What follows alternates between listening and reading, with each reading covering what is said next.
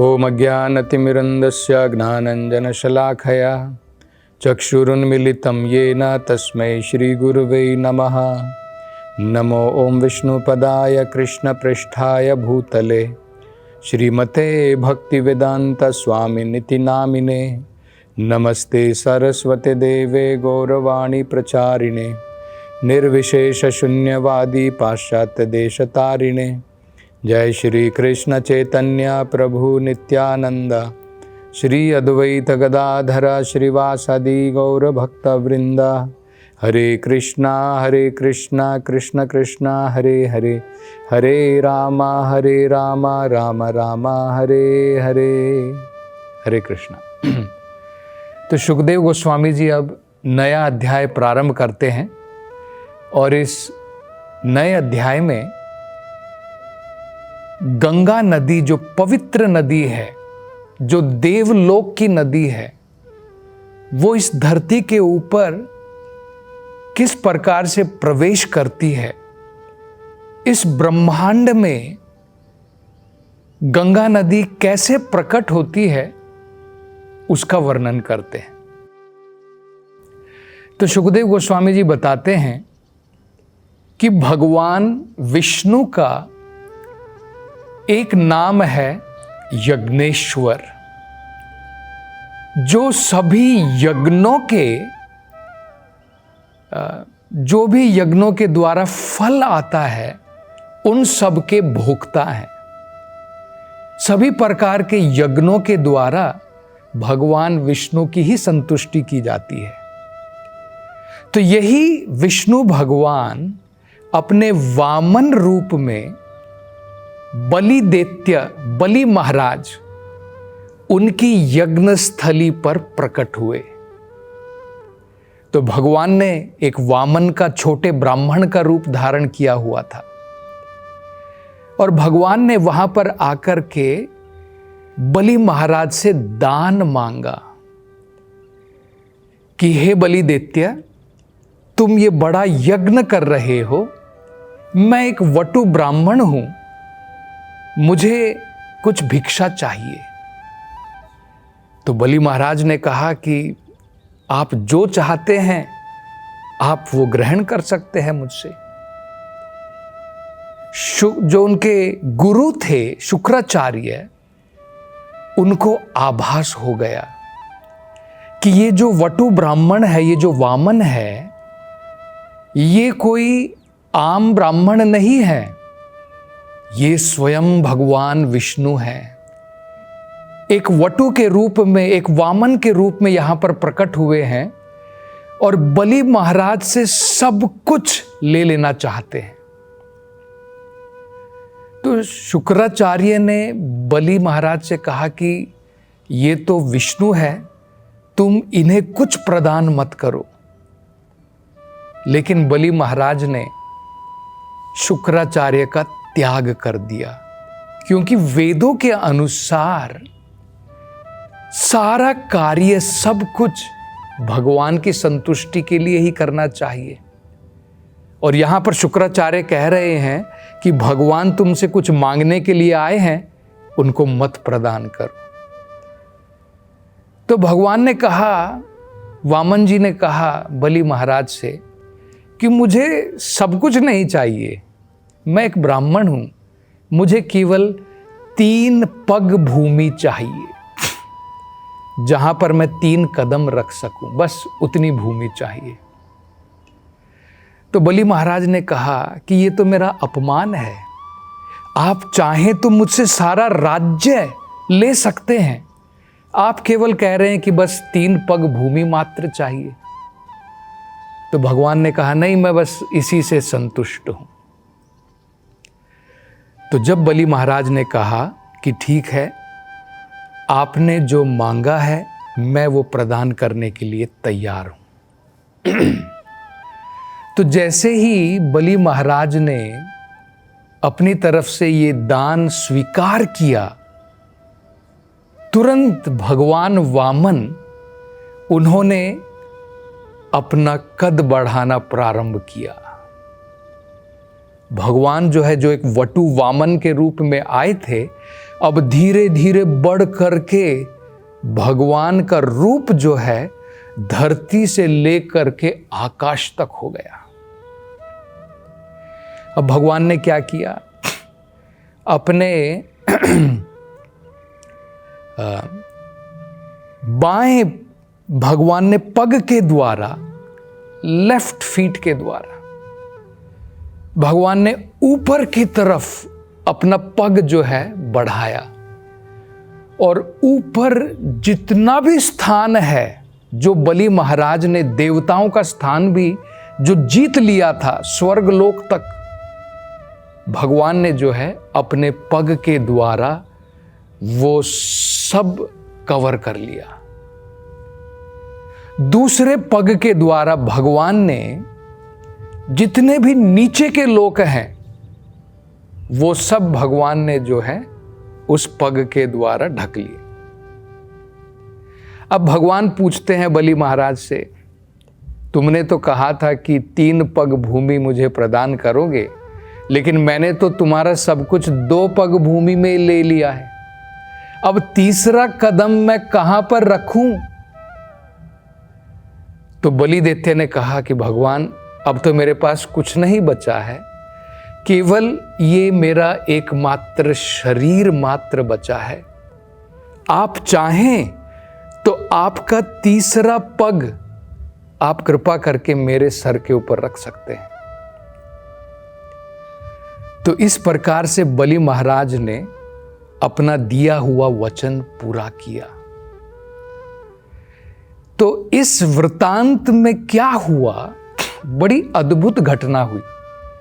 यही वृतांत कारण बना गंगा नदी का इस भौतिक संसार में प्रवेश करने का।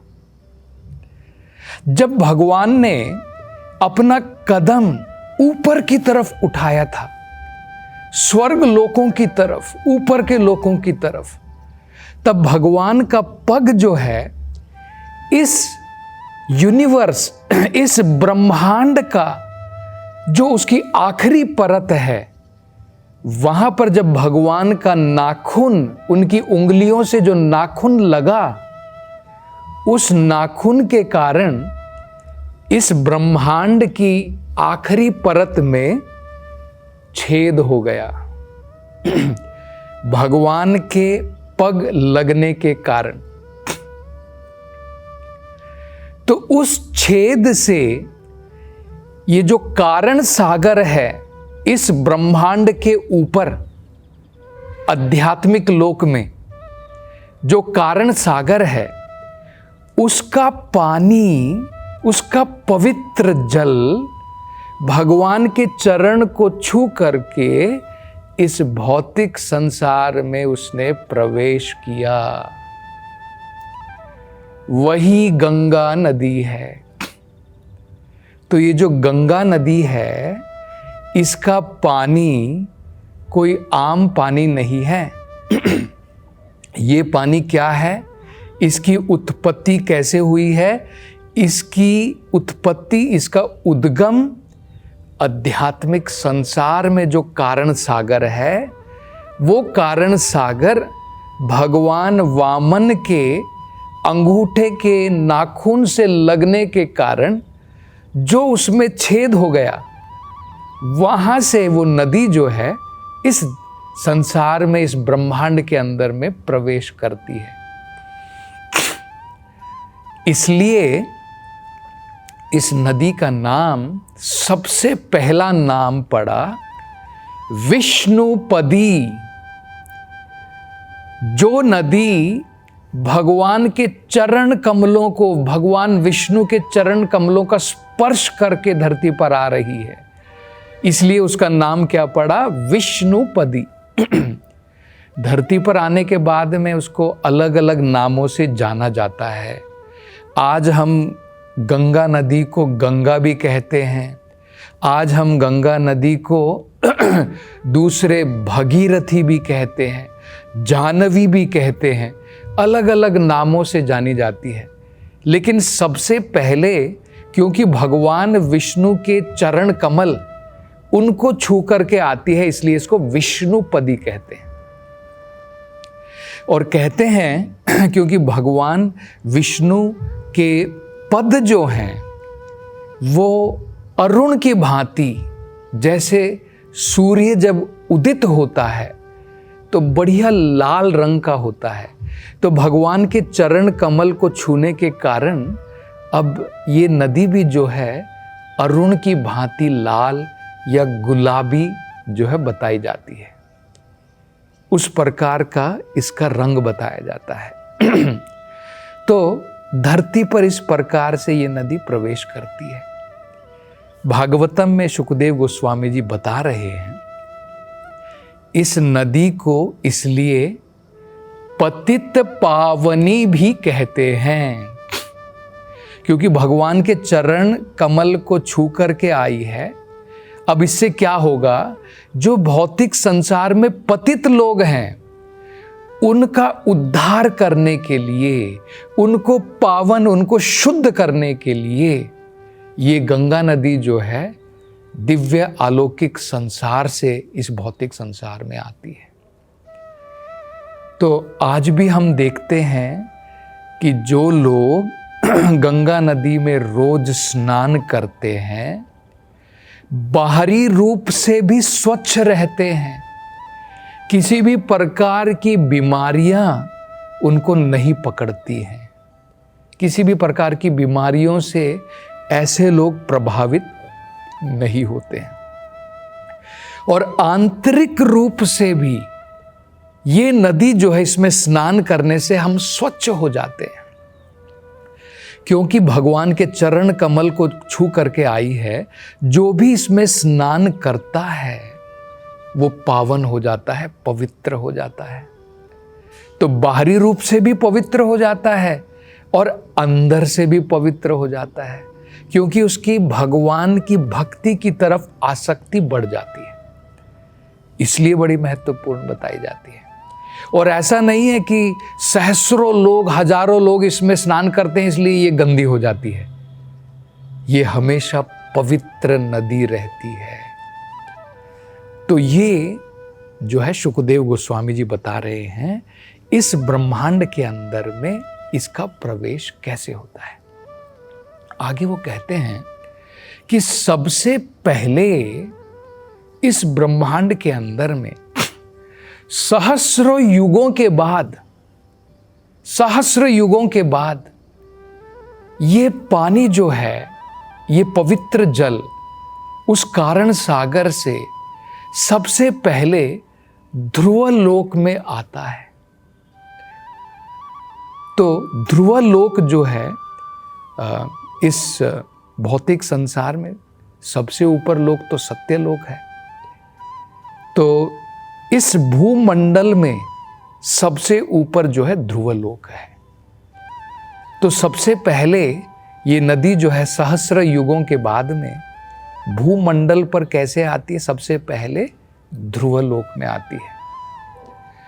तो ध्रुव लोक में भगवान के महान भक्त महाराज ध्रुव, जिनका वो एक स्थायी स्थान है, जिनका वो स्थायी लोक है, जहां पर महाराज ध्रुव आज भी विराजमान है।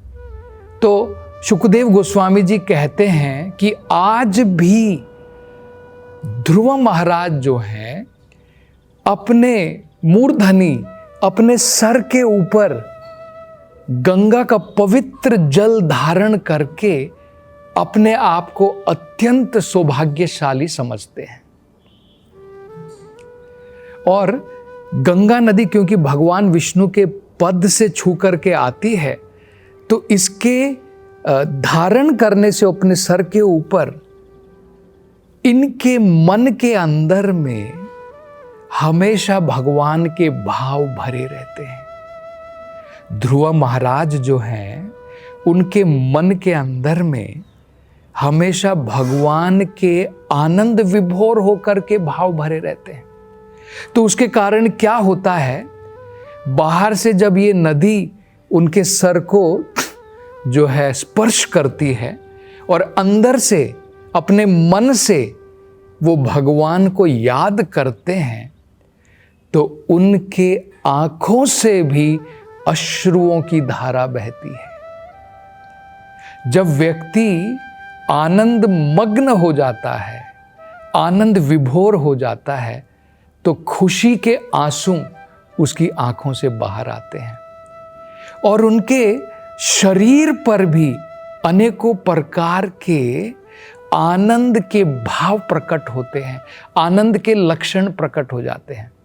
जैसे जब हम बहुत खुश हो जाते हैं तो क्या होता है, हमारे रोंगटे खड़े हो जाते हैं, हमारे कई बार हाथ पांव जो हैं हिलने प्रारंभ हो जाते हैं, शिवरिंग। तो ये जो हैं एक प्रकार से आनंद विभोर के लक्षण हैं। और इनके बारे में क्या बताया गया है, एक नाम से शुकदेव गोस्वामी जी कहते हैं। वो कहते हैं वीरव्रता। ध्रुव महाराज जो है उनको वीरव्रता कहते हैं। वीरव्रता का मतलब है जिन्होंने अपने निश्चय के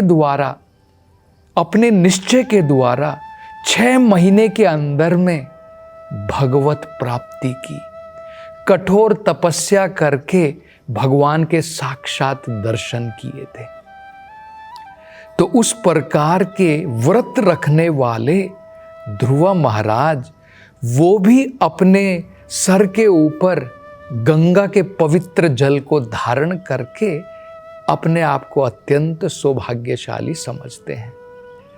अब आगे बताते हैं शुकदेव गोस्वामी जी कि ध्रुव लोक से जाने के बाद में ये नदी जो है सप्त ऋषियों के लोकों पर जाती है।